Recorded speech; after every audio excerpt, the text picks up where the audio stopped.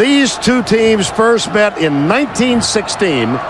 Tennessee won the first 10. Florida has never been tied or led in the series. They have a chance to tie it this afternoon. Tennessee won the toss. They deferred. That means the kickoff will go deep. And Brandon James, one of the most important... Oh, he bobbles the ball. Well, forget what I was saying. But he's still a threat. Isn't he? Watch out! Out of bounds inside the 45. By the way, he's one of the 12 guys that run under 4.4. Bobble the kickoff. Last year, remember, Vern, that game was a pretty close game. Brandon got involved. The punt team and the kickoff team is just loaded with guys that run fast and make plays. And that's how this Florida team, and that's why they're so dangerous. 52-yard kickoff return. His longest of the season. Previous best was 34. First down, Tebow. Percy Harvin alongside. Harvin in trouble, but he does manage to get 3 yards over the right side. And let's quickly check in with the third member of our team. Here's Tracy Wolfson. Guys, as if Tennessee needed any more motivation for this game, Florida linebacker Brandon Spikes provided some bulletin board material this week. Spikes told the media that Tennessee quit last year. He said they gave up. He said, I know they're not as tough as us. Tennessee players quickly responding, saying, we're not quitters. When we asked Phil Fulmer if the use Spikes quote to get a rise out of his players, he just smirked and said, we discussed it. Guys, you can bet he did. And Emmanuel Moody is in the backfield. He's only got 2 carries for 2 yards this season. They ride Moody up the middle, and the transfer from USC got a first down to the 32-yard line. And let's take a look at the lineups presented by the Home Depot. First of all, at quarterback, the now familiar figure of Tim Tebow. Made his first significant play here on a 4th and 1 in a primetime game 2 years ago. Offensive line, Troutwine, Jim Tart back.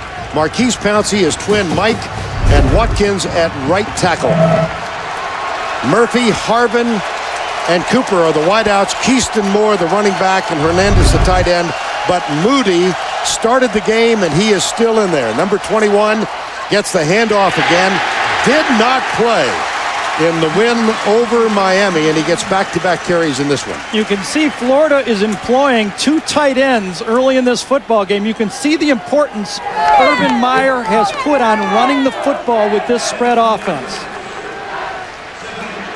Meyer in his 4th season at Florida. 3-0 against Philip Fulmer. Only Steve Spurrier won 4 in a row. They seem to fit in the same cup. You know, you can almost feel the pressure already on the Tennessee team. They need to hold to a field goal here. Lewis Murphy breaks and goes wide right. Harvin is in the slot. It's 2nd down. Tate Casey is in as a tight end. A blitz threatened. They're coming. Tebow behind Riley Cooper. Defensively for the Volunteers.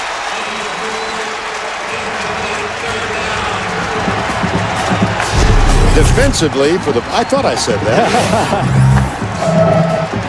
Brown, Bolden, Williams, and Ayers. The linebackers, Myers, White, Wilson, and McCoy. And in the secondary, and this is an outstanding secondary, Willingham, Berry, Morley, and Dennis Rogan. 3rd down, Brandon James is on.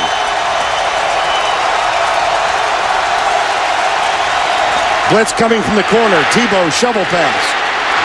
That's good for a first down plus as Aaron Hernandez gets the little shovel and picks up the first down, a gain of 13. When I was trying to prepare what my game plan would be if I was Florida, as you're going to see Hernandez right here is going to come across for that little shovel pass.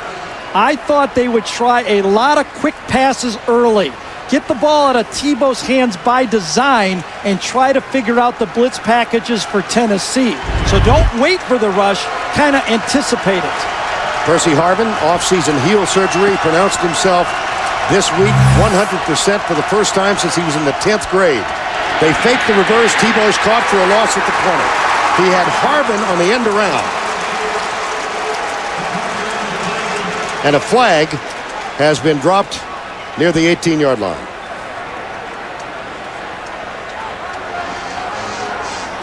Face mask, Tennessee. Referee today is Thomas Ritter. And remember, there's only a 15-yarder. It'll be half the distance, but it'll be first and goal. Personal foul, face mask, number 15 on the defense. Half the distance goal, automatic first down. Well, this is exactly, obviously, I'm supporting this is exactly what Tennessee feared, I think. That's true, but remember, the opening drive for Florida against Miami was very successful with a touchdown, and then after that, nothing happened. They did go on to win it 26-3. Take Casey's in as a tight end. Cooper is to the near side with Murphy. He's up on the line now. Number 11, that's Harvin in motion. Tebow fakes it, keeps it, spins, and is caught at the 5-yard line. Wes Brown, number 94, with the tackle.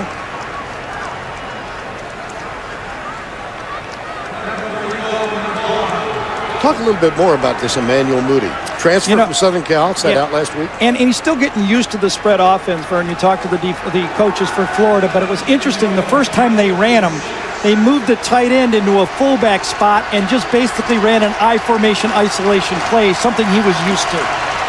Brandon James is on the field now. And Carl Moore, junior college transfer, is split wide right. Second down and goal. Tebow fakes the toss. He'll keep it. And he's going to be caught and dropped at the 1-yard line. It'll be third down. D'Angelo Willingham, number 24, the cornerback, with the tackle.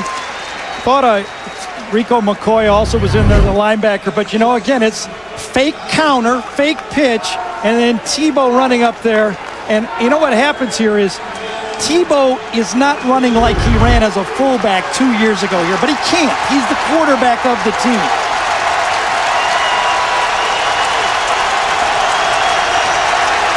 Third down, and the ball spotted just outside the 2-yard line. Tebow jump pass. Third time he's done it. Third time he's gotten a touchdown. We have seen it each of the last 2 years. The jump pass, it brings back memories of Y.A. Tittle. Really interesting that Florida knew that people had scouted him on this, but this time they gave it from a different formation. A new look, same play. Jonathan Phillips, a senior, who's getting his first extended action in his career. The kick is up, and it is good. See, here's the new look. Before, the other player was right over here to the left side. Hernandez is lined up at the left tight end, and Tebow was much deeper. Now he lined up closer, and then threw the jump pass. Caleb Sturgis is the kickoff man, and this will be taken by Dennis Rogan at the 5. Runs into his own man, and then is caught and dropped. Well, Tim Tebow now 3 for 3. The first we saw came against LSU. Remember this in 06? And the falling grab made. And then last year against Kentucky, fool me once, fool me twice. Yep. How about fool me 3 times? It's not like it's not in the repertoire. This is Aaron Hernandez with a catch. Tebow 3 for 3. And Rocky Good called that game. He's in our booth, and he said he almost blew the whistle on that play when it happened the first time. Yes, Rocky Good, one of the fine referees, is with us for the year. And here's Crompton with the pass out of the backfield out to the 35-yard line. Catch is made by Luke Stocker. Jonathan Crompton out of Waynesville, North Carolina, getting his first full year as a starter, replacing the graduated Eric Ainge, and has had a modest season so far. Up front, Scott, Parker, McNeil, McClendon, and Ramon Foster. Gerald Jones, Taylor are the wideouts. Stocker the tight end. Arian Foster is the running back, and Cooper the fullback. Now this is Jones in motion. Hand off, Foster comes right. And he's tackled at the 37-yard line. Joe Hayden, number 5. Whoop, flag. Yeah, we got a flag. And while we sort that out, let's check the Florida defense. Trateau, Marsh, Sanders, and Cunningham. It's a very young front 4. Cunningham with 15 starts. Jones spikes. Ryan Stamper gets the start in place of the injured Dustin Doe. Wandy Pierre-Louis, Black, Major Wright and Joe Hayden in the secondary. Yeah, he had to be pulled back. He was upset. He thought it was on his team, or he was telling his team they're doing a good job. He thought. Foul, personal foul, number 27. Offense, 15-yard penalty, 3rd down. Yeah, you know, I think sometimes you can get into your team's head about this quitting stuff, and they overreact. This time it was Foster. I think Urban Meyer. I kind of wish the referees would have made that a no call or a call on both sides. 3rd and 1 and now 3rd and 15. I thought Foster got up talking. You know, that's a big difference here. Montario Hardesty is in the backfield now. 2nd and 15. Blitz coming by Florida from the backside. And a beautiful open field tackle. That is a catch and a fumble and a recovery by Florida. Boy. You could see the lineman throw his beanbag. He definitely called it a catch. A safe play, 3rd and long. Tennessee says, we're not going to give you anything cheap down here. The ball, 1, 2, 3. Absolutely. I think that's going to be called correctly, and Major Wright had the big hit on that one. Janoris Jackson also there, number 29. It was Janoris Jackson. You're right. I'm so used to seeing that number 28 make those hits. Hardesty with the fumble. Let's look at it in regular speed, Gary. Catches it 1, 2, and then turns it around. I think that's going to be upheld. Recovery by Florida, 1st down. Janoris Jackson, who is a true freshman. 5'10", 185-pounder, number 29, who has seen significant action. And Hardesty with the fumble. And Jenkins got that hit. Now, if you're Philip Fulmer, you might want to challenge just because it's such a huge play. I know it's being reviewed, but wouldn't you maybe like to make sure? Coach Fulmer says nope, he's going to trust the guy in the box. Tebow pulls it back and fires toward the end zone. It's overthrown for Percy Harvin. It'll be 2nd down. Janoris Jenkins, not Jackson, Jenkins made the hit that forced the fumble. Yeah, Jenkins is the true freshman player that came. Flag is down at the 27. Now remember, there's no warning for sideline. Sideline interference against Florida. That's 5 yards. 2nd down. Yeah, no warning anymore. No warning. It's a 5-yard penalty. We've heard that the coaches like this. I don't know why. I honestly, I don't know why. I've tried to ask a few. They say they just, why warn us? But it seems to me that that's something I'd like to be warned with once. 2nd down, 15. Harvin in motion. Tebow drills it to the left side. Murphy is caught and dropped for a loss.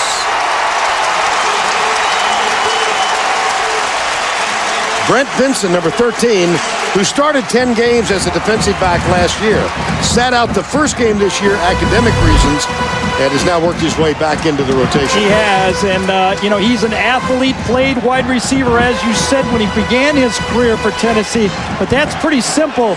There should be a slip block by a tackle or somebody on that. If you hit it, it's a big play, but the combination of the penalty for the sideline warning and that stop has really made it 3rd and long. Keyston Moore split in the slot to the left. Now that's Moore who moves. Tebow back, good blocking. Nobody open. He throws it. Oh my gosh. How about that risky play? That was awesome. And that could be the difference of a field goal. That could be a 3-point play right there. Now these are one of the ones, I tell you, I never do it because I just love these type of plays. Is when if it doesn't go, you say, come on, be careful with the ball, manage the, forget it, don't manage the game, make some plays. That is awesome because that turns us into a 39-yard field goal? Jonathan Phillips, 5th-year senior, is 1 for 1 in his career. And this will be from 39 to make it 10-zip.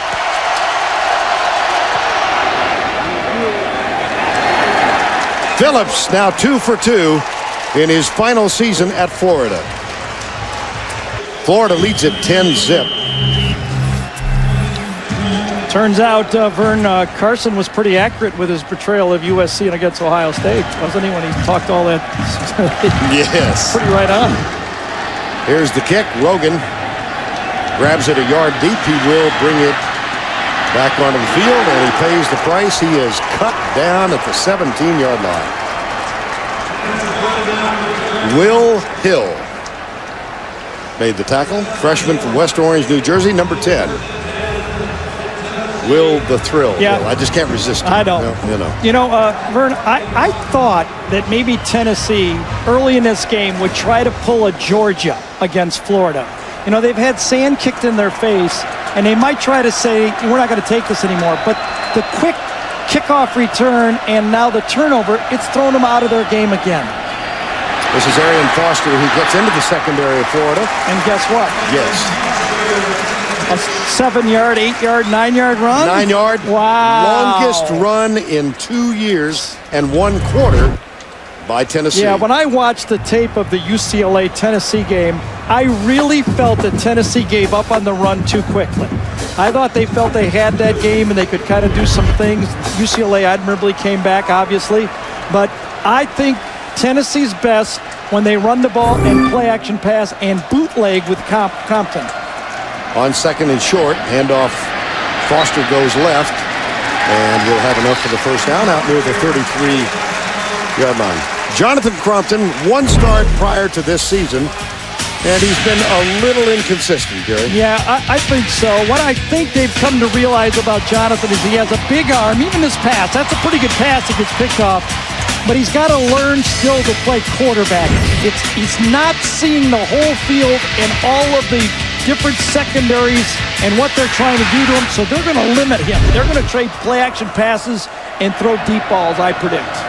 Arian Foster in the backfield. They fire it out to Gerald Jones, and he can't quite escape the tackle of Wandy Louis-Pierre. Brandon Spikes, after Louis-Pierre held him up, got back there, and that's an 8-yard gain.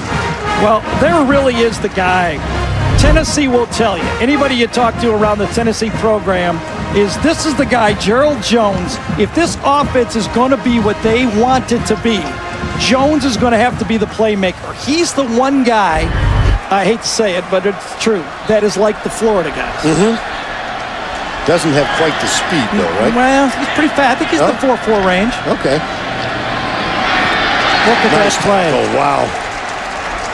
That's Brandon Spikes. Yeah, he can do more than talk. If you watch Brandon Spikes play football, I've been watching and involved in football a long time. Those linebackers that talk a lot tackle a lot. There's just something about it. Well, he's not talking now because he's the one who said that Tennessee quit last year. And I think maybe the word might have been concede. At the end of that game, they knew it was over. I don't know if quit is fair. Well, but, at any rate, Urban Meyer said you're now off limits to the press. Well, he's not off limits to this game. He's now under a gag order. Play fake. Crompton almost intercepted. Guess who? Boy, they were all over that. I mean, there was no one to throw that football to. Play action pass. Now think about this again. 3rd and 1.5 yards. Tennessee gives the credit to the Florida defense and says we're going to go play action pass. They've got their great running back in the game, Foster. They're going to go play action pass, and there is nothing there.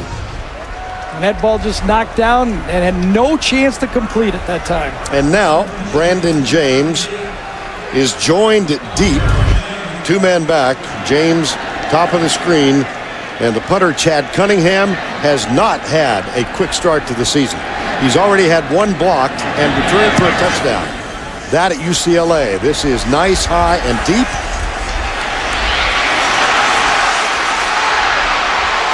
Brandon James, watch out. There are no flags. Brandon James, Florida touchdown, 78 yards.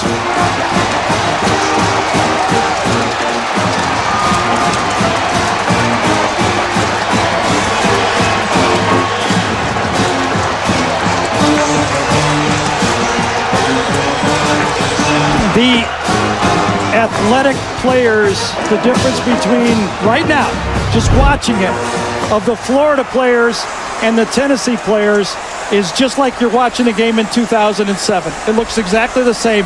And Percy Harvin, by the way, is on the punt team, and he's one of the guys that made the blocks to free a guy, Brandon James, on that play. Extra point by Phillips is up and good. He's done it again. Yeah, it's not that Tennessee's not trying. They just can't get close to him right now.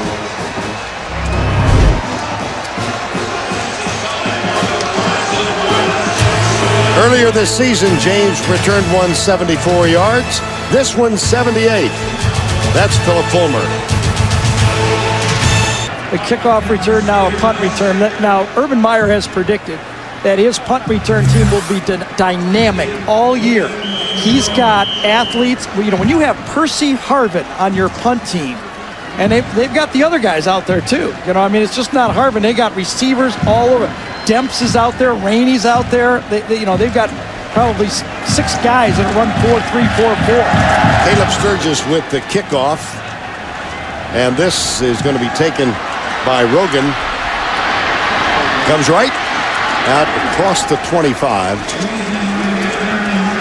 Tackle made by John Jones, number 30. You know, score a touchdown sometime in this half and try to slow down Florida. I don't think you can try to keep going serve for serve with Florida. Arian Foster cuts right, then goes back to the left and picks up a yard, maybe a yard and a half. Matt Patchen, number 71, and Ryan Stamper, number 41, are in there. As Charlie Strong, the defensive coordinator at Florida, has gone to his rotation early in this game. There's Charlie Strong. Been a standout at the Gators for the Gators. Shared these responsibilities with Greg Madison, who elected to go into the NFL. So Charlie is the only defensive coordinator on this team now. 2nd down and 8. It's the G gun now with Gerald Jones at quarterback. They'll run this formation 7 or 8 times. And Jones will take the direct snap. Florida rushes 4. The handoff to Foster is going to be 3rd and long. 3rd and 3 here. Volunteers find themselves down by 17. Jones, or Compton rather, comes right. And the catch is made by Jones. The tackle is made by Joe Hayden. Joe Hayden came to this team recruited as a wide receiver, high school quarterback. And last year, he realized that his best chance of getting on the field was to switch to defensive back. Yeah. And he's one of the best now. You know what is interesting when we talked to him, what he said is, I asked him, do you feel comfortable there yet? When you look yourself in the mirror, what do you see? And he says, you know, last year I felt like an offensive guy, an athlete playing defense. Now I feel like a defensive player. One of 5 boys. His brother plays running back at Boston College. Great pressure. The pass is released over the middle. That should be another first down. Brandon Warren, who took a circuitous path to this Tennessee uniform. He signed out of college with Florida State. Freshman All-American. Came back home because his mother had a bout with cancer. And here's Warren. Yeah, he just comes underneath the formation right there. Lines up in the slot. He made freshman All-American as tight end. But in this offense, offensive coordinator David Clausen is going to use him as kind of an H-back. And that is a first down, Tennessee at the 49-yard line. Flags thrown. Little screen pass out to the left. Now we'll see about the infraction. It's Brandon Warren again. Just to quickly complete that story while we ponder the flag. Yeah. Warren he was not released from his commitment by Florida State. Bobby Bowden said no. He appealed. He attended a community college here in Knoxville while that appeal was in the process, and he was finally granted a release. Offside, and 49, defense, 5-yard penalty, replay first down.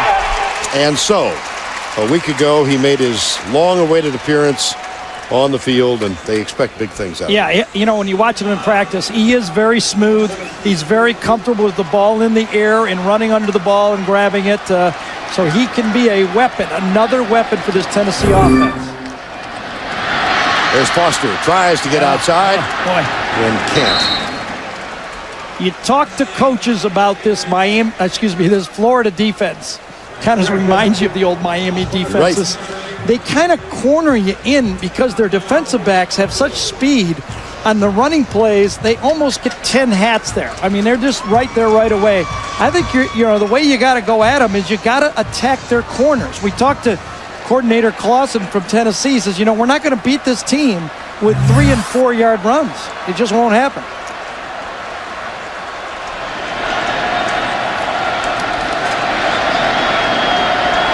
Here's the G-gun formation again for the third time. And Jones heads left, cracks the 40. First down, Tennessee. See, that's a gain of 9. Yeah, that's the wrinkle they need. They need something else to take Florida out of their game. When Eric Ainge was the quarterback last year, they used Jones a bit, but he was injured. He had, I guess it was a shoulder. I'm trying to remember last year. We saw him against LSU in the SEC championship game. He scored a touchdown on that game. But now you can keep this defense a bit off balance with different types of formations. Crompton back in at quarterback. I formation. Montario Hardesty is in as the running back. Number 2, Crompton. He's 5 of 6. Make it 6 of 7. And another Tennessee first down inside the 25. Denarius Moore makes the catch, number 6, in front of Wandy Pierre-Louis. The Florida defensive backs are playing more off coverage. They're playing man-to-man. Last year, they played more bump and run. The strategy this year has been to move them back and trying to get them involved in the ball in front of them. Good play calling by Tennessee to take advantage of that technique. Hardesty had a great game, the first game of the season out in Los Angeles against UCLA. He's the more physical back, and he gets the handoff, comes right, and works his way down to the 15-yard line. Joe Hayden, Brandon Spikes combined for the tackle, but a little bit of life in Tennessee now. Absolutely. Second down and 1, though, for Tennessee. Montario Hardesty is the running back. Crompton gives it off to Hardesty, runs into his own man, and then spins and gets the first down. A.J. Jones with the tackle. Anthony Parker, number 75, impeded the progress. Yeah, that's that offensive line for Tennessee is where the strength of that offense is. 97 starts coming into this season. They're the most experienced offensive line in the league. Gerald Jones is back in, and the G... No, it's Crompton. I beg your pardon. We've got to keep watching 4 and 8, and Tennessee was a little confused. Crompton, the quarterback, 2 receivers to the left side. Handed off, Hardesty. Nope. And Brandon Spikes in the middle of things. When we talked to David Clausen, he was very concerned about getting to Spikes. He said, I really want our guard and center to push together the front guy and then get the Spikes later. He said, because those defensive tackles are as good as I've seen as redirecting off of blocks and getting into the backfield. So he says, let's assure the line of scrimmage and then get the Spikes. Second down, officially still 10. Movement of the line, contact made, and a flag thrown by the umpire. Looked like Vladimir Richard, one of the guards, moved, but let's see. Thomas Ritter with a call, and from the applause from the offensive line of Tennessee. Dead ball. Offside. Defense. The defender was in the neutral zone, causing a false start. 5-yard penalty. Second down. Now remember, the offense can't move first, but if the defense draws them off, that is a good call right there. And a big play for Tennessee because now they put it in manageable position. And remember, they can get a first down.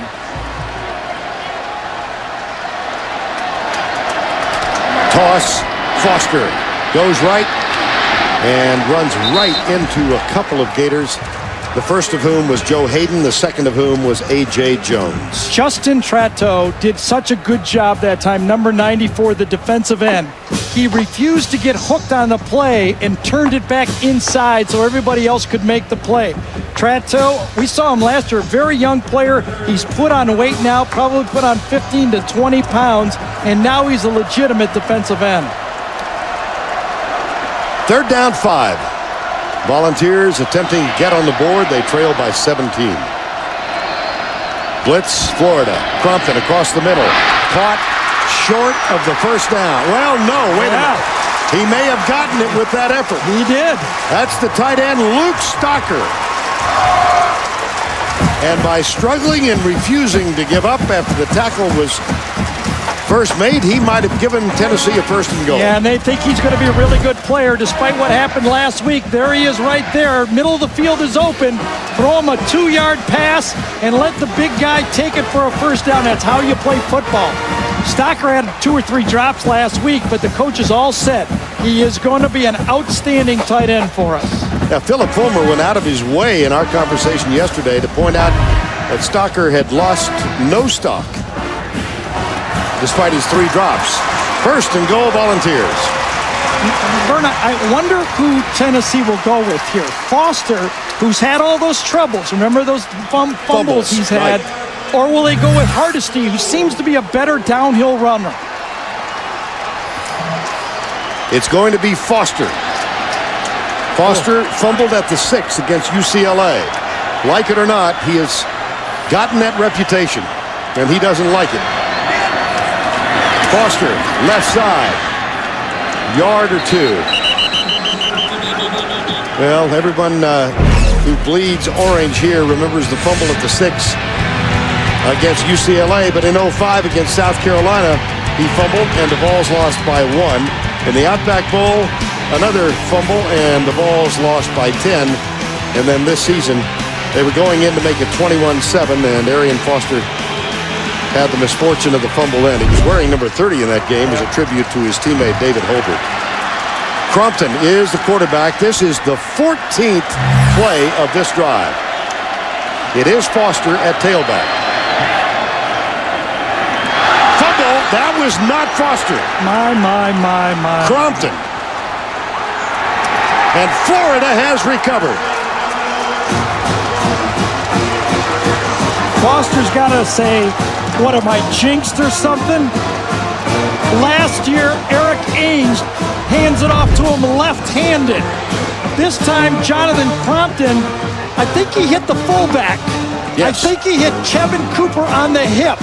And that is the first thing in fundamentals you're taught as a quarterback is keep that ball close to you and let the fullback clear. Oh, what a self-inflicted wound. And looks of disbelief from Philip Fulmer. Well, let's take a look at it again. I'll show you how the train wreck happened.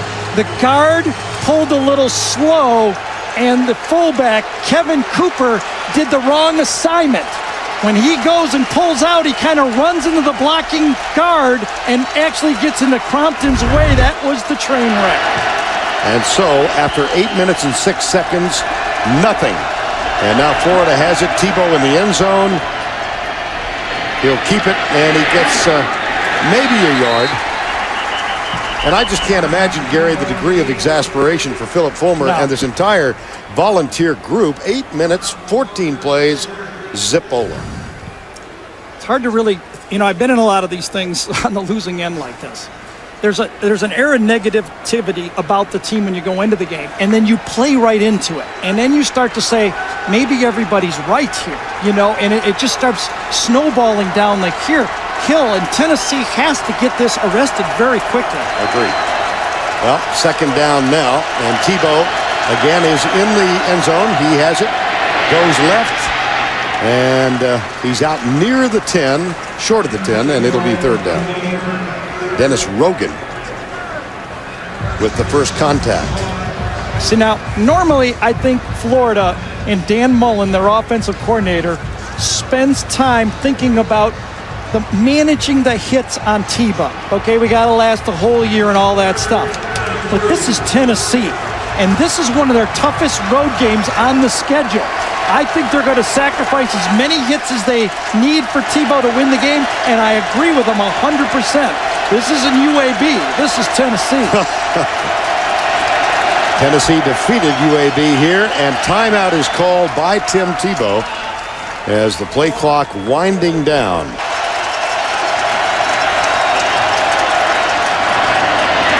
Tebow keeps, cuts. He's got the first down after the 15. And let's go down to Tracy Wolfson. Trace? Guys, no surprise, there's a lot of frustration on this Tennessee sideline. Gary, you mentioned it. This isn't UAB. Well, center Josh McNeil came off screaming, banging his helmet, saying, come on, guys, we're in the SEC. Let's play like it. Remember, Fulmer told us yesterday this team has no leadership, and that concerns him. And, guys, this is the time they need a leader to step up and take over. All right, Trace. He said that the leadership right now, the emotion and the energy was coming from the staff as opposed to the players, and he needed someone to emerge to take that role. First down and 10, Percy Harvin. Here's the option. Yeah, and you call that. And Harvin, look at this. Pretty nifty, isn't he?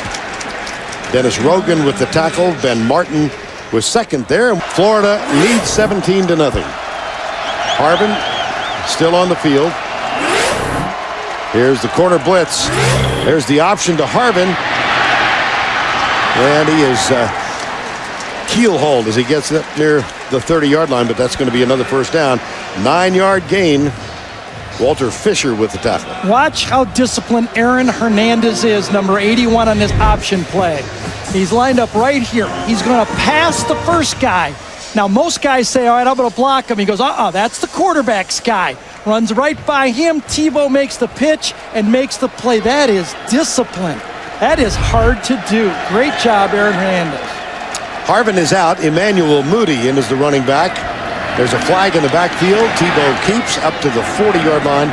If the play stands, and I don't think it will, it would be a Florida first down. Yep, it's going to come back. Well, both teams are making mistakes.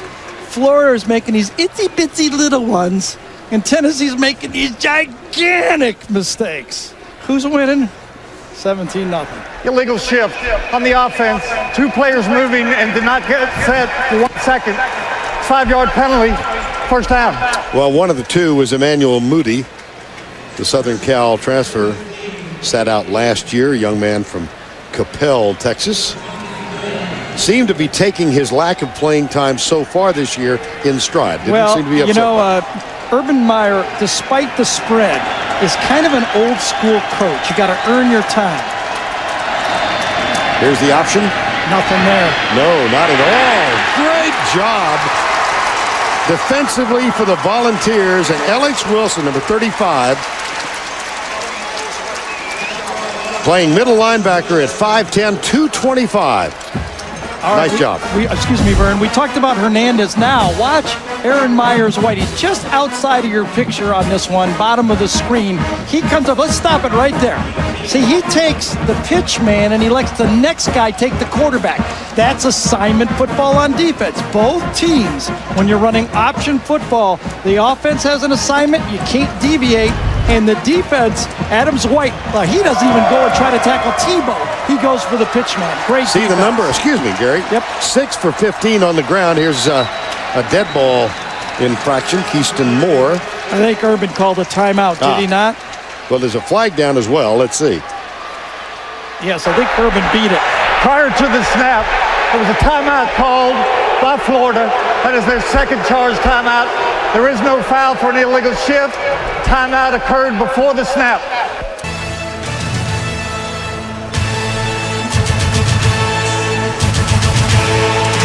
Second down at 18, midway through the second stanza. 3 men down, Volunteers up the middle. Emmanuel Moody goes, and he's out across the 25 to the 26. Nevin McKenzie, number 20, alternates playing time with Adam Myers-White is there, and a flag is down, late flag. We have 2 unsportsmanlike fouls. Number 16, offense. Number 24, defense. Those penalties offset. Third down. One of the heroes of that come from behind victory, this guy being Tebow. They came from behind and won it here in primetime 2 years ago, 21-20. Here's Tebow back. Drills it deep. First deep attempt, and Harvin has it for a first down at the 40-yard line. 34-yard gain. Demetrius Morley finally caught up and made the tackle. Urban Meyer was very upset with his offensive line and all the pressure that Miami put on him. Now watch him here. They're going to stunt. They're going to come in, 4-man rush. Rico McCoy comes in, and look at that nice pocket right here. Now you can use the G team. When your quarterback can run in there, step up, and make one of those throws, there's not a secondary in college football that's going to slow down these wide receivers. And Tebow is becoming not just an underrated passer. Most of the defensive coordinators now are saying he's a good enough passer to win beyond all the stuff that he does running the ball. And a face mask at the end, so the ball now at the 25-yard line. Remember, this drive began following a fumble by Tennessee at the 3-yard line. Here's Moody, nothing. Emmanuel Moody getting extensive playing time in this ball game. Alex Wilson, number 35, with the tackle. You know, Wes Brown did a good job on that play, too. One of those defensive ends that they've got 4 of them here. Brown and Ayers and Martin and Walker.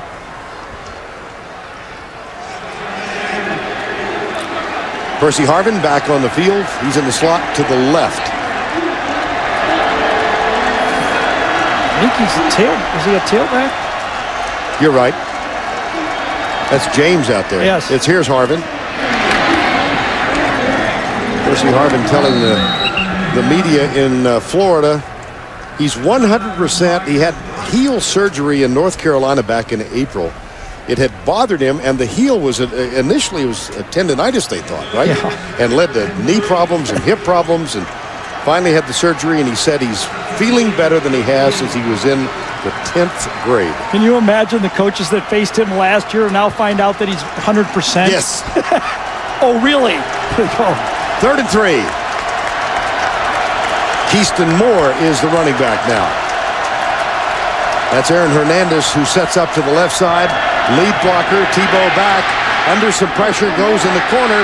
Jump ball, and it's incomplete. Carl Moore, the intended receiver, and Dennis Rogan was there. Not sure who covered the tight end slipping in on that one. Tebow was forced to lob this ball. It wasn't pretty, was it? Moore made a big controversial catch against Miami that kept that drive open. And I think it was Eric Berry that jumped on that tight end and took away the first throw from Tebow. Interesting now, you've got a 5th-year senior as your place kicker who is performing for the first time on the road in front of 100,000. You're looking at 4th and 3, and timeout has been called. And Tim Tebow has Keyston Moore in the backfield. He comes to the right. 4th and 3. Motion. More motion. Flags down. The pass is incomplete, but they might have drawn them across the neutral zone. That's inexcusable. Inexcusable. The only thing on 4th and less than 5, the last thing you tell your defense is don't give them the cheap first down. They're going to probably try to draw us sides on the play, and if Tennessee jumped, it's just inexcusable. Now, not saying it happened yet. It could be on Florida. Ball. False start. Offense. 5-yard penalty. Remains 4th down. That had to be a flinch. They'll go field goal for sure now. Let's see if we can watch anybody flinch. Boy, I don't see it. I don't see it at all. I thought the Tennessee defender, secondly, at the end of it, there was a change when I think Wes Brown went into the line. But at first, I thought Tennessee was in the neutral zone. Here's Phillips. First game on the road, the senior. It's up from 40 yards, and it is good. With the new clock rules, you're only getting about 8, maybe 9 possessions a game. Caleb Sturgis, and this one is very, very short, taken at the 20-yard line, near side. And the tackle made at the 37-yard line. Let's go back and revisit the call. Now, there's no doubt that movement happened here first, okay? But secondly, Mike Pouncey moves. Let's watch. Now, top of the screen movement. Does he get back? And then bottom of the screen, there's going to be movement from Tennessee that Pouncey moves on. Oh, that was... I actually thought Tennessee caused both of those movements. After Brandon Warren's kick return with that short kickoff, from the 39. Arian Foster is the deep back in the eye. Crompton, the quarterback, hands it off to Foster. Has a little bit of room and gets out to the 45-yard line. Gain of 6. So now look at the difference between an Eric Ainge team with a fifth-year senior or true senior, whichever one he was, a 4-year player, with Jonathan Crompton. Ball on the 40-yard line, trailing 20-0. They run the ball off tackle because they're not quite sold on what Crompton can do, even so much so they're going to put Gerald Jones at quarterback. And Crompton is lined up wide to the right, top of the screen. So the G-gun formation for the Volunteers, 4th or 5th time that they've tried this one, on second down. McNeil snaps it well. Oh, they're going to get a delay. They're going to get a delay. This is just a disaster for Tennessee. I mean, when we came into this town, Vern, I don't know if you could sense it, but on the airplane, you know, I usually travel around, you know, the Southeast Conference, and everywhere I go, you can Prior tell. to the snap, delay of game, offense, 5-yard penalty, remain second down. All the fans wearing their school colors are kind of talking up and bragging. As you can see the play clock going down and no snap, kind of bragging on their team. It's kind of fun. But the Tennessee fans had nothing to say before this game. They did not believe before this game started, and they're being proven right. Well, it's the G-gun formation again. Crompton going to try the same play. The handoff, no, it's no handoff. It's Jones who shakes the tackle and squirts out to the 49, perhaps the 50-yard line. Brandon Spikes with the tackle. Well, 2 turnovers in this ball game, both recovered by the Gators. Yeah, the first. It was bad, wasn't it, Vern? I mean, a give-up play for a screen right there. A sure scoring play on second and goal, not counting the punt return.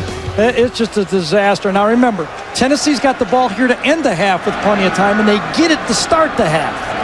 And again, for the second play in a row, Crompton, the quarterback, normally is wide right. Here's Jones, tucks it, comes left. Ryan Stamper is there to make the tackle, and it'll be second down. All right, Tim, 2 timeouts remaining for Tennessee. And here's Crompton back at quarterback, lofts it up. That almost was picked off. It was deflected up front, I believe. Crompton getting some pressure from Dustin Doe, number 32. He was questionable to go in this game. And one of the new packages that I see more from this Florida team than the past is big Carlos Dunlap, number 8, the big, tall guy who's being pushed a bit for playing time by Justin Tratteau, is that they're playing a little more zone blitz, a little more off coverages. And it'll be 3rd down and 11. 2:19 to go, first half.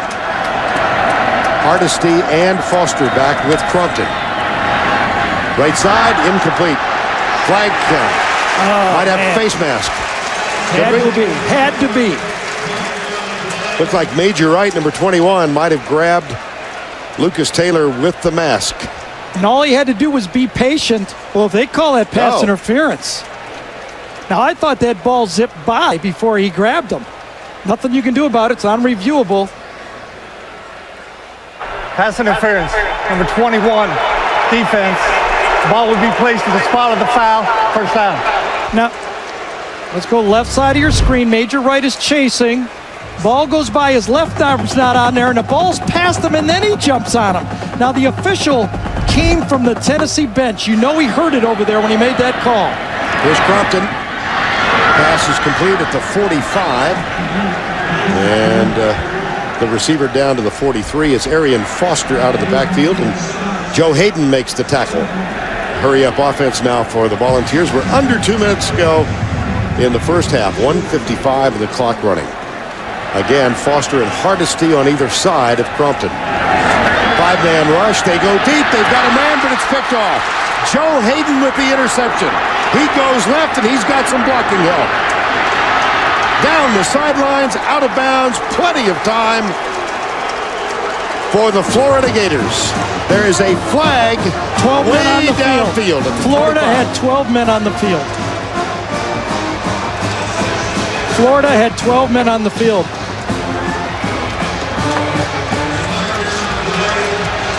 There's no doubt about it. First thing I do when I'm up here as a quarterback, I go over my protections. 4-3-4 is how I think, and it was 4-4-4. Tough Illegal defense. participation on the defense. 12 players at the snap. 15-yard penalty. First down. Last person I heard use that phrase was Moses Malone when they were going to the NBA championship. Well, listen, 2 big breaks for Tennessee, okay? There you go. You're going to see 12. 4 guys here, 4 linebackers, and then 4 defensive backs around the backside. 4-4-4. Now, listen, a big break on a pass interference. I don't think that was the right call. Now a break on an interception. And by the way, a terribly thrown ball. That was wide open for a touchdown. Crompton should have put some air on it. So now 2 breaks. They might and must put points on the board. 1:29 to go before the break. Blitz, Crompton, deep right side again, and this one's badly overthrown. Wrong side of the field, too. That is the problem. You talk to the people at Tennessee is Jonathan has not come along far enough in his reads. Right here, there's the free safety. He's going to read Crompton all over. Look at double team on this side. He runs out of it, goes the wrong way. Free safety in the middle. The extra defensive back was to that side. He needed to go to the wide side of the field. 2nd and 10. Crompton 8 of 11. An interception just negated and a badly thrown ball on the misread. 1:21 to go before. Blitz again. Crompton comes near side. Caught at the 10. Down to the 5. Josh Briscoe, number 81. You know, before the game, Josh Briscoe was the one Tennessee player that was just giving it to his teammates. The senior comes off very patient, nice square route, and he just puts the ball and takes the ball over Woody Pierre-Louis right there. Nice throw, nice execution. Time has been called with 1:13 to go. On the sideline, Urban Meyer. Montario Hardesty is the only back behind Jonathan Crompton. 1st and goal from the 5. Hardesty. That's the way to run it. Bangs down to the 2.5. Yeah, they can run the ball because they have time and a timeout. That's that downhill running that we used to watch Tennessee do for years and years and years with all those great tailbacks. Inside the 2. 52 seconds to go before the break. Arian Foster on the bench. Hardesty, the junior from New Bern, North Carolina, is in the backfield. 40 seconds to go. Hardesty, no. Got to use the timeout now, don't they? Well, if you use it, you can't run the ball. If they could hurry up and call the play. See, now you got a problem. Well, not going to use the timeout. They're going to have to take it. Yes. They got no choice. See, it would have been, you know, I don't know at what level this Tennessee offense is. It's a first-year coordinator. Would have been nice to have 2 calls there because now you're forced. You can't do it. So now you've got a throwing situation here, and it still saves you a chance for a field goal. Now he moves back. Yep. Foster is alongside. Now Foster in motion. 2 receivers right side. Crompton across the middle. Tipped, incomplete. 4th down. Intended for Stocker. And Ahmad Black was defending. That was such a nice play by Ahmad Black. He did not have the size. He's on the left side, I think, right there. And he comes up and jumps into the play, and it looks like Tennessee will go for it, huh? Well, Philip Fulmer channeling his inner Mike Shanahan. 20 points. I mean, Yep. 2 field goals. Foster is the running back. The Volunteers go for the touchdown with 12 seconds to go in the half. Play fake. Crompton under pressure. Puts it back in the end zone. It's intercepted. And they're going to run it out. Absolutely. Absolutely smart. Doesn't hurt you at all. There's 2 seconds left in the half. You might as well try to score. Smart play. Janoris Jenkins, the freshman, with the interception. I think and it's easy up here. He had a guy in his face. I think someone got to the back of the end zone that he could have laid it up. That's the only thing I saw. They're trying to slide the fullback out. Yes, they could have thrown it up to the back of the end zone, but nothing really there. Throwing on 3rd and 4th down, they get nothing. Earlier in this quarter, the Volunteers had the ball for 14 plays, 8 minutes, a fumble at the 3 recovered by Florida. On this drive, 11 plays. They took 4 minutes off the clock, and the interception brings them up empty again. No, you're right. You know, I mean, 2 turnovers inside the 5. Even if you get stopped, 2 field goals makes it a manageable game. Coach, the decision to go for it on 4th and 1. I wanted to get the daggone touchdown and to get the momentum back. We've been our own worst enemy. The kicking game, we just got to come back and play better. How do you get this team to believe that they can come back and win this game? We believe we can win this game. Thanks a lot, Coach. I must say, many have left. A lot of empty seats, particularly in the upper deck, as the Gators lead the Volunteers. Here's Caleb Sturgis with the kick. The 2 deep men, Dennis Rogan and Denarius Moore. This will be Rogan near side, a yard deep. And he brings it out. Oh, he's got some room. All the way out to the 42-yard line. Joe Hayden with the tackle, a little bit of a spark to open the 3rd quarter here for the Tennessee Volunteers. And here's the Lennon Creer opens at tailback. So Arian Foster and Montario Hardesty were the running backs in the first half, and Creer gets the first carry of this half. Halftime trends. Well, you see it, 3 turnovers. I mean, those are all points. I mean, Tennessee gets down there inside the 6-yard line twice. Once downs, 1 turnover. Brandon James, of course, had the punt return and the kickoff return with a lot of hidden yardage for Florida that doesn't show up. Tebow has been under control, but remember, Vern, they've only run 23 plays in this game. Brandon Warren, the tight end, is on the field. Here's Crompton back to play. Oh, it's almost picked off again. And Brandon Warren was the intended receiver. I was talking to Bob Kesling, who's the play-by-play man for Tennessee, and Crompton missed Tuesday's practice with an injured ankle. Kesling says he thinks that ankle is hurting Crompton more than Tennessee has let on. Okay. That's the story, and they're sticking to it. It's a good theory. Giving you all the news. I know. Think all I do is eat hot dogs at the halftime? Well, he told us he was 100%. I watched him in practice. He was limping a bit. He's bouncing around out there. If he can't play with that kind of ankle, he's in trouble in the SEC. On 3rd down, Crompton in the spread. Back to throw. Little pressure, tucks it. And he's going to be caught short. It'll be 4th down. So a wasted opportunity after the Rogan kickoff return. And Brandon Spikes, number 51, along with Lawrence Marsh, number 90, made the tackle. Now, Harvin and Brandon James go back to return the punt.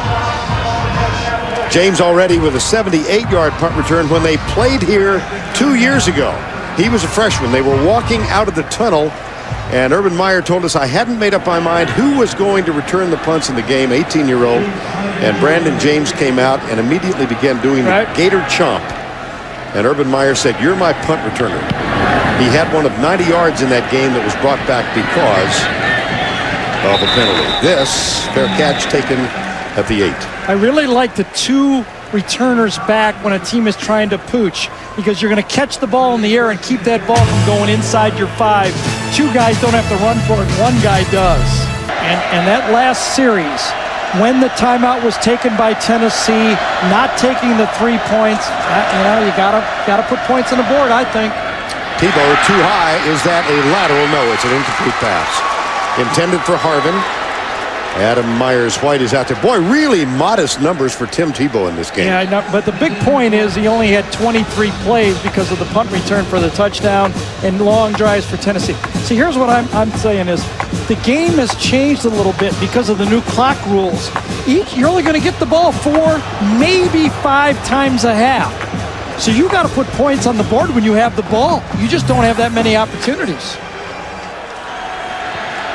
David Nelson's on the field. He goes out wide right, number 83. Riley Cooper is out there as well. 2nd down and 10. Harvin in motion. Tebow keeps to the 11, perhaps the 12-yard line. Wes Brown, number 94, makes the tackle. Well, it's time now to welcome the Duck. Trivia question of the week. Tim Tebow, of course, won the Heisman last year. Archie Griffin, the only player to win back-to-back Heismans. Who else came closest? Interesting. Yeah. 3rd and 7 at the 12. Tennessee's defensive line urging the fans to get behind him now. Make a stop on this 3rd down. Tebow heading to his right. Got him. Eric Berry, wasn't it? Eric Berry's the best tackler. Wow. 3 and out for Florida. And a little sign of life from the Tennessee defense. This was supposed to be a shuffle pass inside. It was taken away by Tennessee. The ball was supposed to go inside on the shuffle pass. Watch this. Tebow looks. There's nothing there, so he's forced to keep it. And Berry comes up, takes him low, and takes Tebow down. And I thought Tebow was a little ginger coming off the field there, to tell you the truth. Here's Chaz Henry, second in Division I football punting. Wow, and he booms this one. Gerald Jones at the 32. Gerald Jones down, and so is a flag. Chaz Henry with an average of 48 yards per punt. That one 57. It becomes his 7th punt of this young season in excess of 50 yards. And 15 more yards also tacked onto it. Here's Thomas Ritter. During the return, illegal block in the back. Number 7 on the receiving team. 10-yard penalty. First down. So I guess there's bad news, good news. You know, bad news is you went 3 and out. Good news is you might get it more often. Right? True. A tackle can't pick up his hand. Ramon Foster picks up his hand to listen to the quarterback. Philip Fulmer's a little upset. He's yelling Ramon too. I'm pretty sure he said, Ramon, what are you doing? 78 offense, 5-yard penalty, first down. That's just total laziness and lack of concentration. Watch Ramon Foster listen to the quarterback. He turns around and oh, no, he can't do it. That you know that was Philip Fulmer. 5-yard penalty, first down. Crompton steps up, being chased, hit from behind, and then really hit from in front. It was Ryan Stamper, number 41, who delivered the big blow. 2nd down and 10. Here's Crompton. Handoff left side to Arian Foster. Breaks the tackle. Flag is down. This wonderful run is going to be called back. Joe Hayden with the tackle. And another spark for Tennessee. A 26-yard run will go the other direction. Yeah, and it was way behind the play, you know, but as an offensive lineman, you never know. I think it was on Scott. Might have been Parker. I thought it was 79. Best looking run of the day, obviously. Holding, 79 offense, 10-yard penalty from the previous spot. Still 2nd down. Yeah, you can see the frustration now from the Tennessee players. They got to put it aside. Chris Scott, the left tackle, number 79. That's 7 penalties for each now. But that one negates a 26-yard run. Again, Florida's mistakes seem small. Tennessee's mistakes seem huge. Isn't that amazing? Just seems that way, doesn't it? Itsy-bitsy, I think yeah, you said. itsy-bitsy for Florida. Right side, this is Foster again. Within 500 yards, 488 beginning the game to become the all-time ground gainer in Tennessee history. Current leader is Travis Henry. Arian Foster, the senior. Father lives in Tennessee. His mom in Albuquerque, recruited out of California years ago, and he's been a steady presence for this Tennessee team. 3rd and 17 yards. How do you like your options? Not good. Plus Peyton shows up real quick. I'm sure he's watching. 3rd and 17, Hardesty and Foster on either side of Jonathan Crompton. Florida, they back out. Crumpton steps up. He's got a long way to run, and he's not going to get there. And here come the boos again.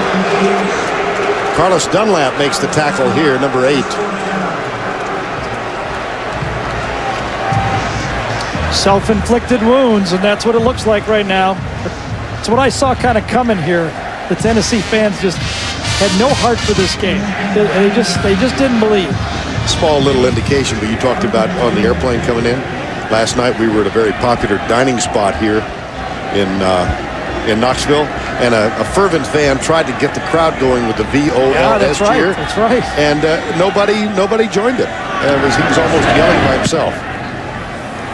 Oh, Tennessee was held up pretty well there. Brandon James, they faked the handoff, and Brandon James across the 50 and inside Tennessee territory. That's a 13-yard return. Brandon James is averaging for the year. He started with an average of 14 yards per punt. Nick Rivet has made the tackle. Frustration etched on the face of Philip Fulmer. And it's now time for the playbook presented by the Hartford. Well, Brandon James gets the touchdown, but watch Percy Harvin. Now, Harvin, he's a star, okay? But he's on special teams. He could take a play off. He does not take a play off. Now watch him. Sprints in front of him. Brandon James gets it, and all of a sudden, number 1 comes back into it. There he is. And he's the last guy that gets in the way to cause that touchdown. So it would have been a nice return. He turns it into a touchdown return. A star going through with his play and his assignment. Nice job, Percy. Special teams, huge edge for Florida.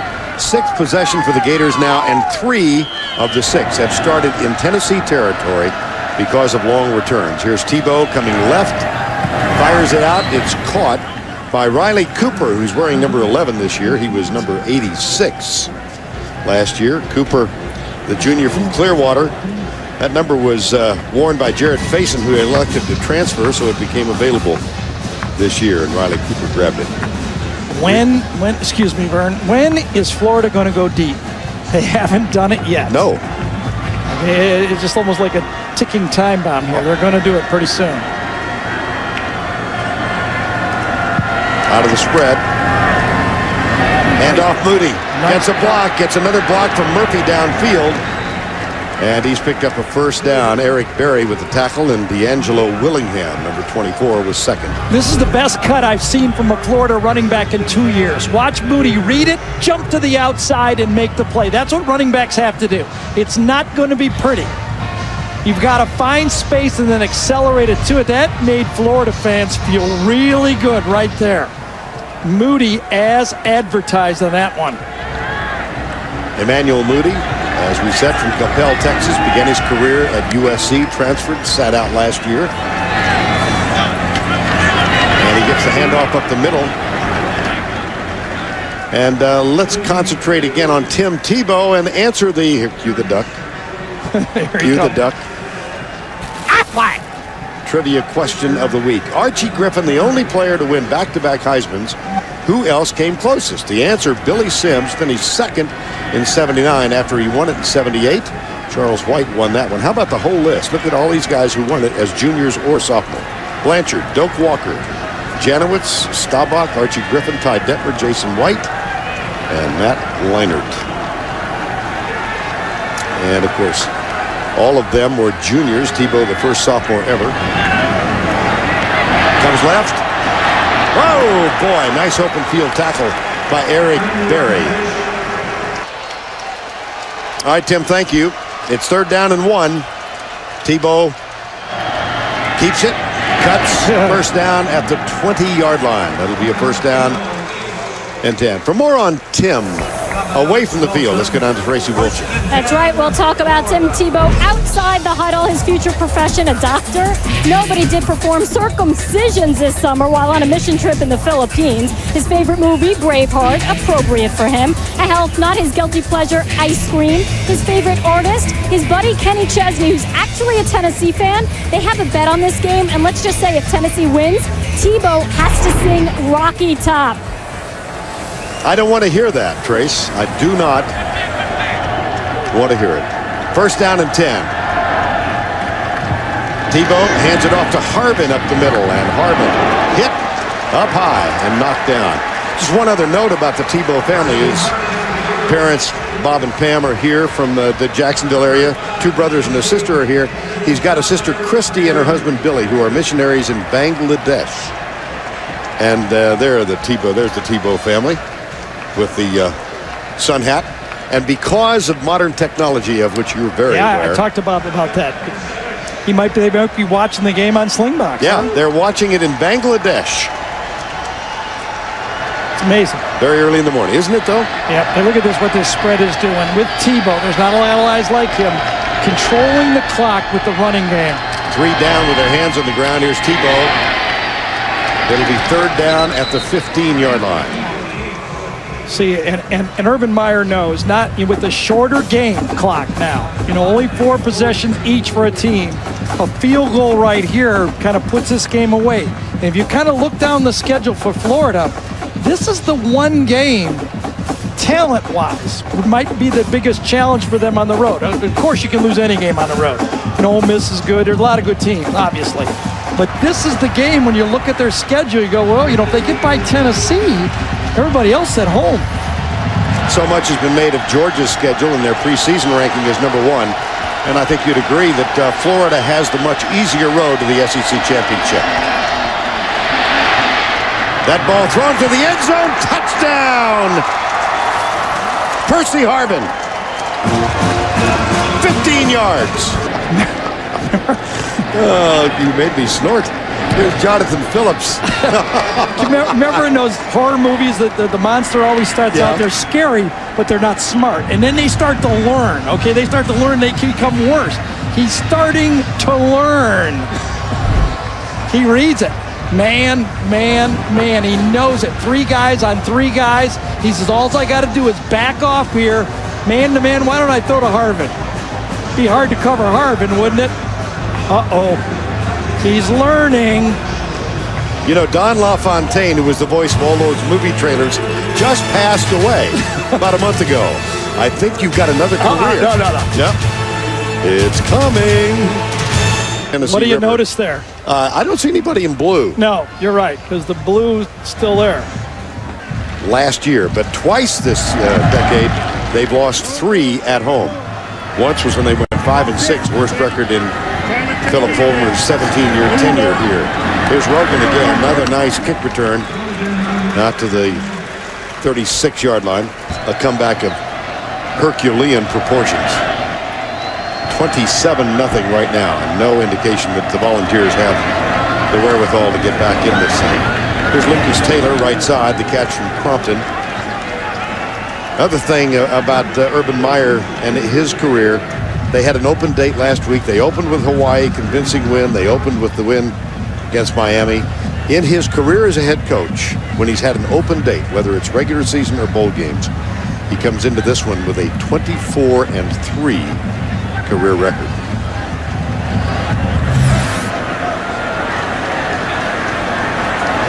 Gerald Jones in the G-gun formation now. 3 men down, 4-man rush. And a run up to the 40-yard line. Justin Trejo made the tackle. Well, yeah, I think it was important for Florida. Usually, I buy it. I sold a couple of years ago, Vern. A win is a win. Right. Okay? But I do think for Florida, it was important for them if they were going to win this game. And of course, they've got their sights set. First SEC, obviously. But for a national championship, because UCLA lost so badly, I think it was important for Florida to win this game solidly. Arian Foster is the running back on 3rd and 7. And that pass is going to be incomplete. Is there a flag? Yes, it comes late. Thrown way downfield, about 20 yards away. And Janoris Jenkins, I think, is going to be called for the interference. Jenkins, the freshman, had the interception in the first half, yes. Well, there was 2 officials right there. One, I'm not sure if he was supposed to watch that play, to tell you the truth. Pass interference, number 29, defense. Ball will be placed at the spot of the foul. First down. There was one guy running right, looking right at it. Here's an official right there looking right at it.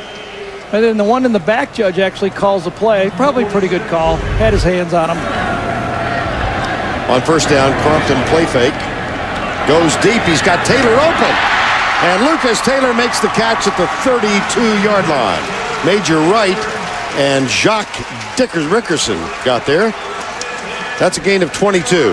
Well, Florida fans remember how their secondary gave up yards last year. Last in the SEC in passing yards. So right now they're saying, hey, this game ain't over. That's what Florida fans are saying. Lucas Taylor breaks off wide to the left side. First down and 10 at the 31. Blitz. Crompton. Gerald Jones tackled by the ankles at the 27-yard line. And Gerald Jones again is in the backfield. He'll take the direct snap.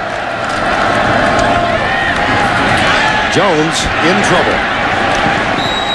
Ouch. Stays in bounds, so the clock keeps running. A.J. Jones and Dustin Doe are there to make the tackle.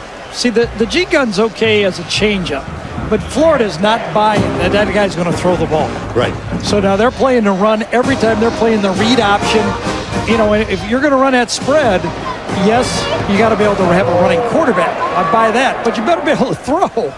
You got not much else if you can't throw. Crompton's back in now on 3rd and 6. Latter stages, third quarter.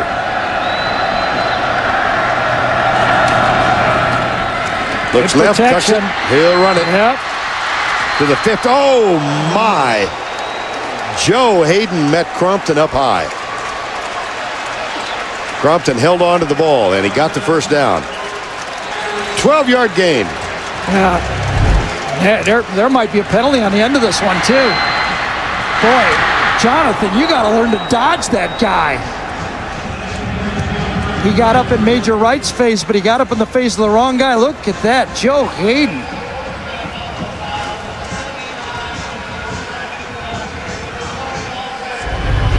And offsetting penalties again. Offsetting penalties, yes. Well, Jonathan, I guess you got to light a spark. You know, I guess you got to try to do something, but it's kind of embarrassing when a corner knocks you down like that. Never happened? No, I slid. That's not embarrassing. No. First down and 10 at the 15 after the offsetting fouls.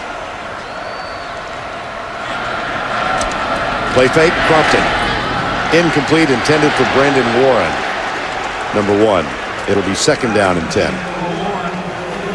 Well, you know for sure that Tennessee is sick and tired of hearing about the quit from last year. Yes. So they're going to play this thing all the way to the end. And they're going to, you know, I used to say when we were behind like this, I had a number of speeches over the years because it happened a lot.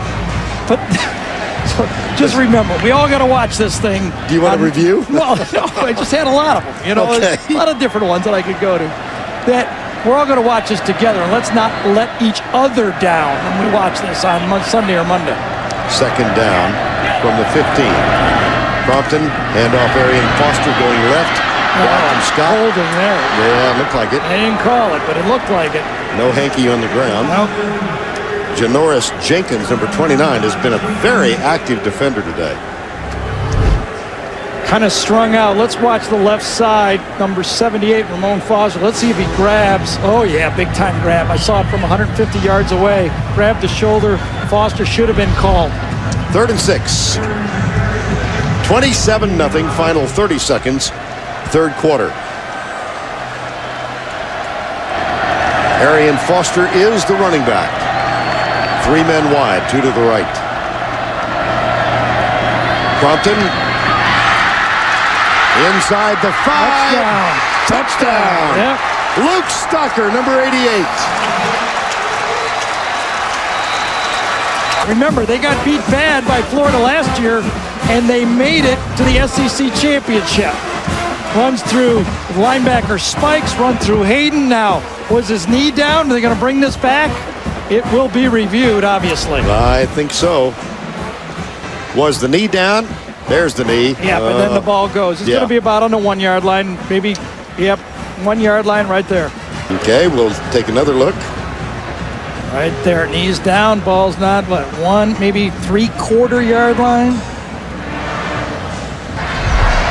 Time for the old eyeglasses, It huh? has been determined that the runner was down prior to the ball breaking the plane. It will be first down at the 3/4 yard line. First down. 5 seconds to go.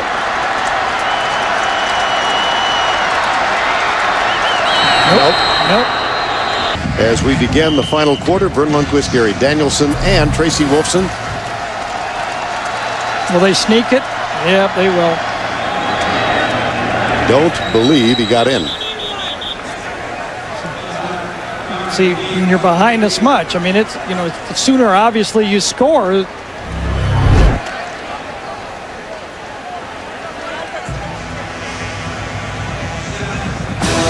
Second. I don't think he did he? No. So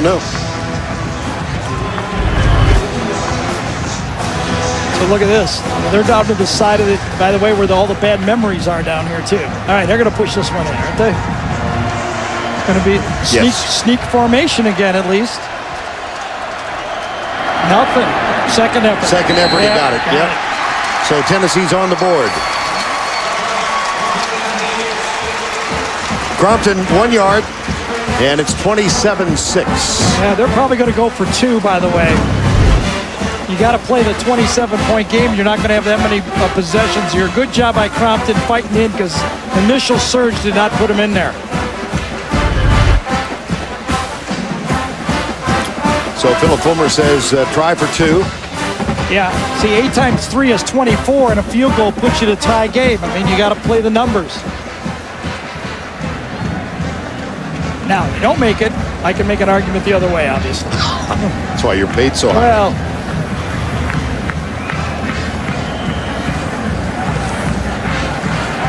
27-6. Crompton, the quarterback. Gerald Jones is wide to the right. Taylor wide left. And Crompton is under center. Now Taylor up on the line. Across the middle, tipped, and incomplete. tight end was wide open. He was in the middle of 14 checkers back there, blocks. You can't get a guy more open than that. Big Dunlap, I think, number 8. Here's the tight end. Watch him slip out to the middle. Look at this. No one covers him. And it's blocked in the middle. Justin Tratto or Carlos Dunlap. Yep. Crompton did get the 6. So we go to commercial with the score 27-6.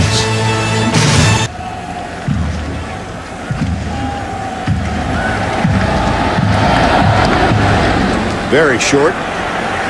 Pops it up. Squib kick is taken. And they come to the right. Again with modest numbers, but he pulls it out of the hat with the jump pass and the fine pass. Yeah, and Moody's established himself a little bit too, don't you think? Yes, and here he goes again. Urban Meyer telling us earlier this week that they had a great session with the running backs and the offensive line on Tuesday. He said one of the things he'd noticed about Moody is he got a little lackadaisical in his study when he had to answer only to the offensive the other running backs. Right. But when he got the peer pressure from having the line in there, it became a little bit of a different story. Now he limps off. Second down. Harvin is on the field. Hernandez sets up to the left side. Harvin across the 50 to the 49-yard line. First down and 10 here at the 49. And Moody back on the field. Nice run. Cuts to his right. And fights for an additional yard. Well, the Florida Gators top 10 team. 5 teams ranked in the AP top 10 for the first time in conference history. And here's the list. Southern California on top, followed by Oklahoma. Both have off weeks. Georgia out west tonight at Arizona State, then Florida convincing so far.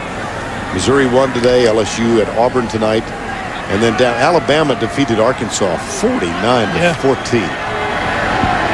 Remember when we were doing that 6 number? You know, Yeah? How about Tennessee being the 6th-ranked team maybe in the conference? That doesn't go over very well either. No. This is Chris Rainey, number 3, his first carry of the ball game. Rico McCoy. Now, here goes back to 6. Yeah. The 6 guys who run He's one of them. 4.4 or less. Rainey's explosive. We haven't even seen what he can do out of Lakeland High School in Florida. He's a blur. You know, Jeff Demps, their true freshman, high school sprinter, actually a track champion, is a blur. And Rainey says, I can run with him. One of Urban Meyer's stated goals is to become the fastest team in Division I, and they're close. Put your camera on 15 here, isn't it? I would think so. 3rd and 1. There's 15, and that's another first down.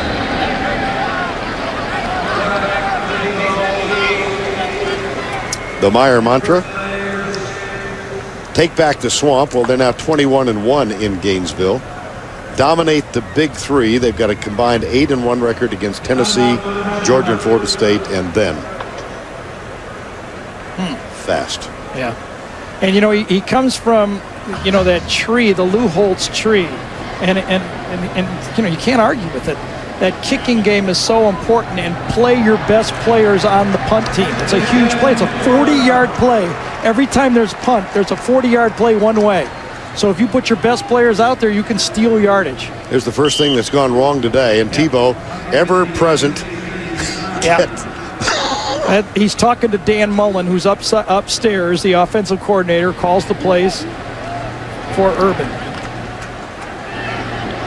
Matt Moody is still on the field. And it's first down and 10 with 11:07 to go.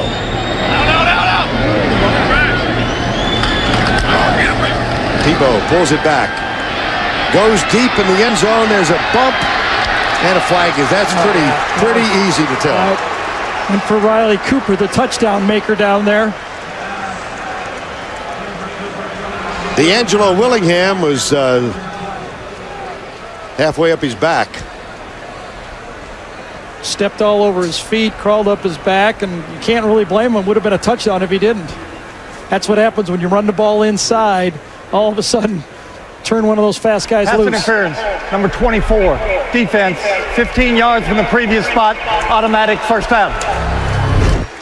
Right side, right in the middle of the screen right there. They kind of bump each other 3 or 4 times. End of the play, he knocks it down, but he had his hands all over him. And so first down at the 24-yard line. And Florida eats clock.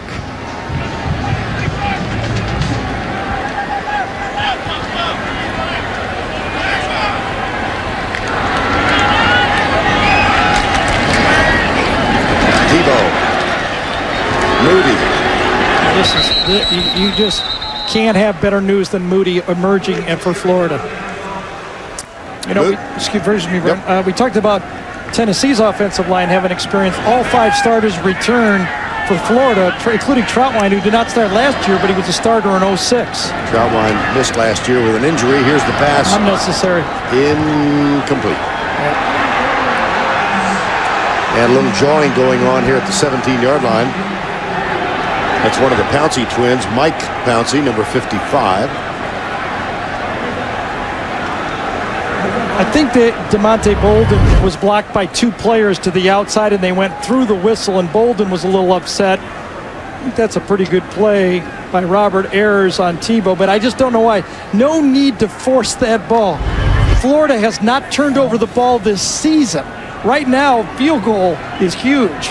Time off the clock is huge. They don't need to stick it in. And official on the near side stops the clock. Yeah, the timeout by Florida. Yep. Washington. Husky Stadium. Yep. In Seattle. Here's Rainey. Bounces. Tries to get to the outside. Chris Rainey with the tackle. Dennis Rogan, number 41. Shout out to my daughter living out in Everett, Washington. My old hometown. I know that. I'm not quite Jim Nance. I don't have that many hometowns, but I got a couple. Don't get to see her as often as I like, but she's out there. She's not doing that. I think they may be among those who are heading out of here, going home. 3rd and 5.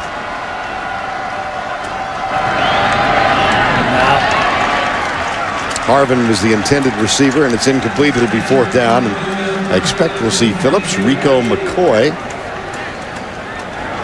was defending. Now, Jonathan Phillips, who's already graduated, he had applied for law school, been on scholarship and hadn't kicked, and he volunteered to leave the team and give up his scholarship. And in a meeting with Urban Meyer, Meyer challenged him and said, why don't you come back and try and accomplish something as an athlete? And so he did. Instead of becoming a lawyer? Yeah, well, exactly. I think the point is the world is full of lawyers, but we don't have enough field goal kickers. Oh, man. 27 yards. That's Vern at whatever.com. Send that note. Better defense, it looks like to me. And Moody, the running back. Boy, that's good news if you're a Gator fan. Now he's listed as the 4th string running back. Here's the kickoff, and it is taken by Rogan inside the 10. He's out near the 25-yard line. And the tackle is made by Jock Rickerson. Rivalry that has been very intense since the early 90s. But Florida has had its way with Tennessee each of the last 3 years, and they're in command here. Crompton back to throw.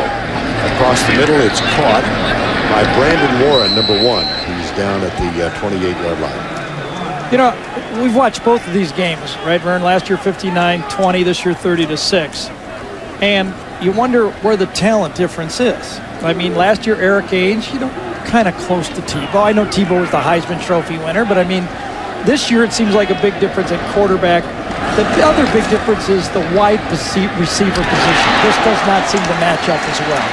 Gerald Jones is the one guy that I think can run with the Florida receivers. There he got another one.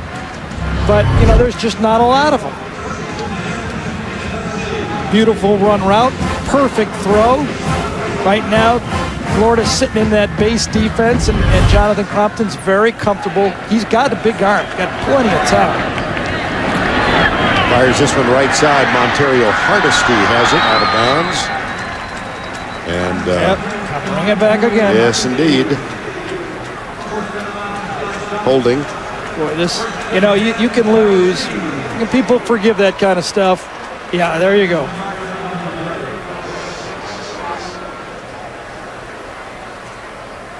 But when you self-destruct in the UCLA game and now this Florida game. Holding, number 50 offense, 10-yard penalty. Josh McNeil, the center, called for this one. Yeah, there's going to be rumbling among them. Well, there was last year, too. Remember when they got beat down, was it by Alabama or Georgia? Which one? Alabama? Yes. And they won their last 5 games and went to the SEC championship. So, they got to fight through it. Crompton completes it out on the right side. Well, Tennessee's schedule, we'll see them again next week down in Auburn. They opened at UCLA. They were in control of that game until the last 10 minutes and wound up losing in overtime. 1 at home against UAB. They're trailing in this one. They've got Northern Illinois here, then at Georgia. A big game with Mississippi State and Alabama. 2nd down at 17. Crompton back. Hit. Fires it nice as play. it's going down. Yeah, yes. nice play. That's Arian Foster who made the grab. And that's a gain of 15. And Major Wright, number 21, made the tackle. Joe Hayden lost a shoe. The one thing that sticks out to me for Florida, however, from their 2006 national championship team is, besides Jermaine Cunningham right there, they do not have that bevy of defensive linemen that just attacked everybody in this conference. There's Cunningham, who I think has got experience with 15 starts, and practically nobody else. Florida's called time, and Joe Hayden did more than step out of his shoe. He's limping. He might have injured a foot or an ankle. So time called, Gators.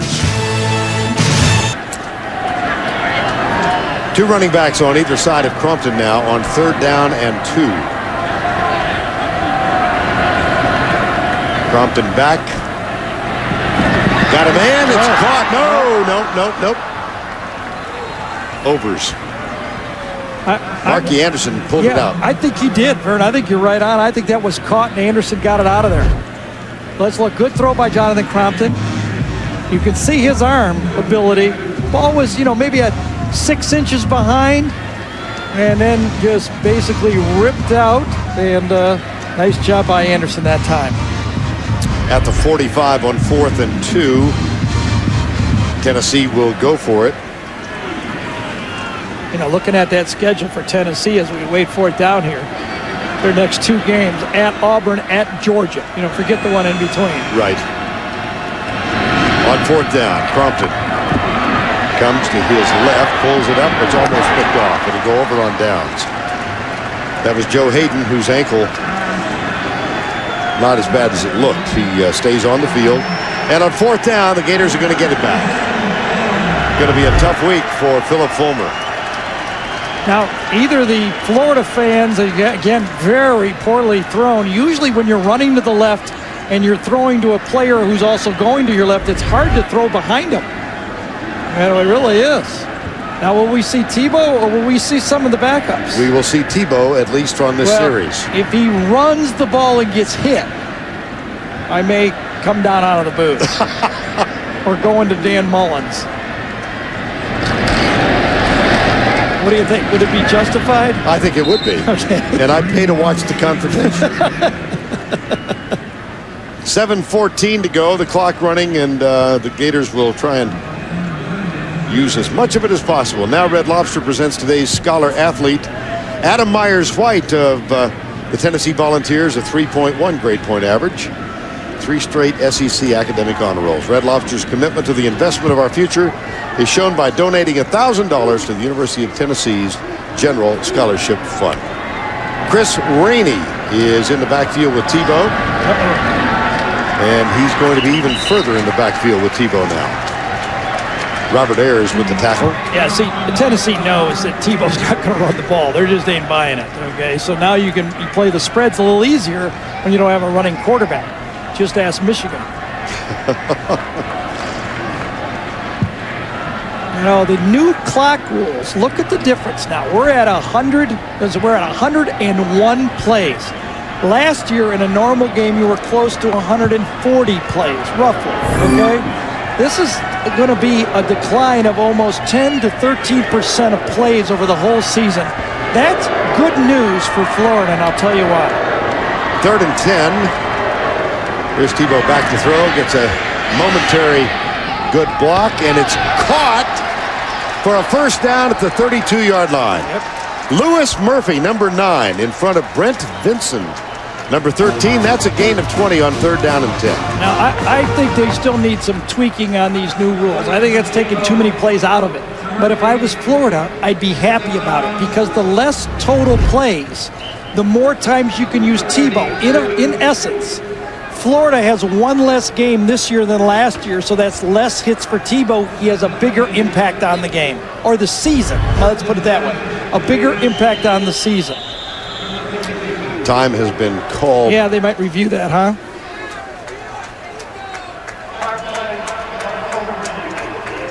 It will be reviewed. Yep. And that stops the clock with 5:40 to go. Murphy. Ooh, very close. Yeah, it is very close. Yep. Here again, is there enough to overturn the initial ruling? Might be. No? I don't think so. You don't think so? Okay. Well, there's a little black mark on the white there. If you notice that, I don't know if it happened afterwards. You know, here's an interpretation. Is it overwhelming or what? After review, the ruling on the field is confirmed. It was a good catch, first down. That was expeditious. I think that's the way you got to do it. If it's not obvious, go with what's on the field. Right. Comes down. Very close. But there's a guy standing there. We're paying, what, Rocky? What'd you make? $20,000 a weekend to do this? He's saying lower. Okay. Oh, gosh. SEC official Rocky Good is with us. Yeah, but Rocky with the new money. I think if you get the percentage of the gross, you know. That one is tipped. Intended for Denarius Moore, and Eric Berry got in front of it. You wonder if... Deontay Thompson, I beg your pardon. Excuse me. You wonder if now Urban is trying to give Tebow his plays for his Heisman stats. You know what I mean? Tebow's streak now 144 straight attempts without an interception. This always makes me queasy. I talked to Urban about this just last week about the Miami deal when he had Tebow in there late at the end of the game, and Urban said, listen, I did not think my number one unit played well, and I wanted to give them more snaps. I thought his field goal kicker was particularly rusty in that Right. game. Yeah. Oh, nice. Inside the 15 and down to the 11-yard line goes Chris Rainey, and Rico McCoy made the tackle. That's a gain of 19. Now look at this. This is a guy that can't even get on the field for Florida, and he'd be a top 3 receiver for Tennessee. So there's a difference in the talent in this game. You know what I read? Did you read that Tennessee has the #1 recruiting budget in college football? I did see that, yes. Isn't that amazing? Yeah. Well, and of course, Fulmer has made the point over the years that they have to recruit nationally. Here's the handoff to the 10 inside the 9. That, so many players in Florida. Yes. And he's got to go well outside Absolutely. this area. Yeah, I wasn't trying to be critical. I think what is true, Philip Fulmer has to recruit much larger territory. It's expensive. $2 million. Well, the new contracts with CBS will help each school, I think. I know. And by the way, Mike Slive, the commissioner, was here today, headed back to Birmingham. Well, you know the Tennessee players, they're not going to quit here. If I was one of them, I would be hitting someone as hard as I could. You know, the charges from Brandon Spikes that they quit last year. That is their third really Sessions. Second down. Rainey tries to bounce it outside. Nice pursuit. And he's tackled by Demetrius Morley, number 7. Let's take a look at this Gator schedule now. Carl Moore gets into a little conversation. They beat Hawaii. They won against Miami. Ole Miss on the 27th, then at Arkansas. LSU at home, Kentucky, Georgia. At Vandy, South Carolina at home. Well, here's what I look at. Yep. This is the year, and I've only been here, this is my 3rd year, and I've kind of figured this thing out, taking me 3 years. This is the year that Florida would play at Georgia. So they really only have 3 road games in the SEC because that Georgia game is in the Gator Bowl. And then you look who they play, Arkansas and Ole Miss. That's pretty, you don't get much better than that in this league. Here's Tebow, still on the field and hit as he goes out of bounds. Just don't agree with this, I have to say. I don't care about the running up the score thing. Doesn't matter to me. But I just don't understand my quarterback getting hit in a game that's over.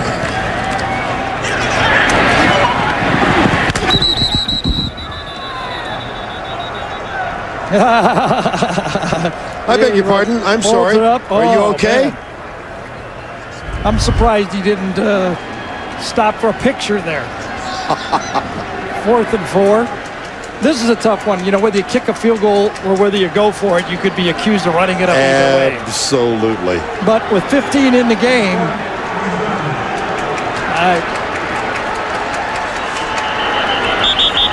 flag thrown. delay a game. Yep. Dead ball. Delay a game. Offense. 5-yard penalty. Remains 4th down. Fair to say that Urban Meyer and Philip Fulmer are not the closest of friends in this league. Yeah, it looks like it. But, the interesting part of that Spikes quote about him quitting, Philip Fulmer's response was, that comes from the coaches, usually not the players. That said volumes. 4th down and 9. Here's Tebow. That's Rainey. Goes right. Yeah, that was a good call. Yeah. That's the call I'd make right there.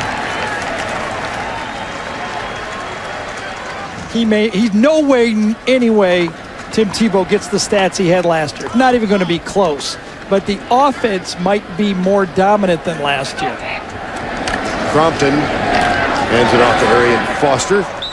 And let's go down to Tracy Wilson for more on the coach of Florida.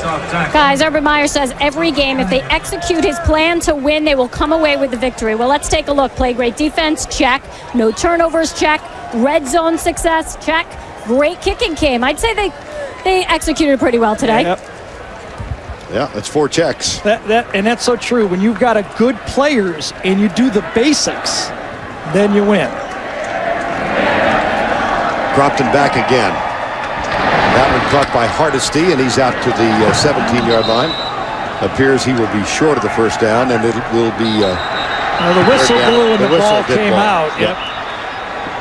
Troy Epps made the hit.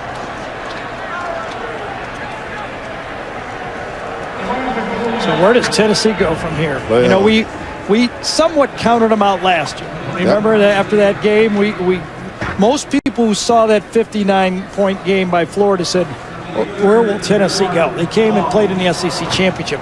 Can Fulmer do it again? Well, the Vols are going to drop to 1-2, 0-1 in conference play. Now they've still got to go to Georgia. Florida takes a big step. Back in the 90s, Steve Spurrier handed Philip Fulmer and the Volunteers 5 consecutive losses in the series.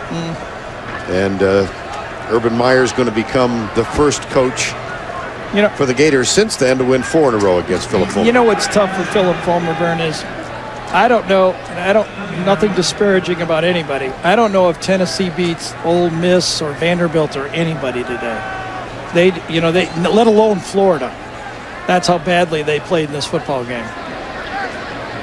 Chad Cunningham is on to punt. Had one returned earlier. This one is very short. See what kind of bounce he gets. He doesn't get any. It goes out of bounds and will be marked at the 49-yard line.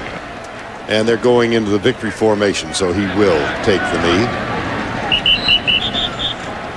Urban Meyer's going to go to 25-3 as a head coach with an open date before an opponent. But now I think this victory is going to put Florida in the conversation again. You know what else they've done today?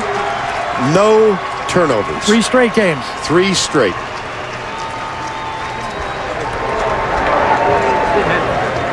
A little perfunctory handshake at midfield. That was a Bill Belichick shake. There's no doubt about that. It was indeed.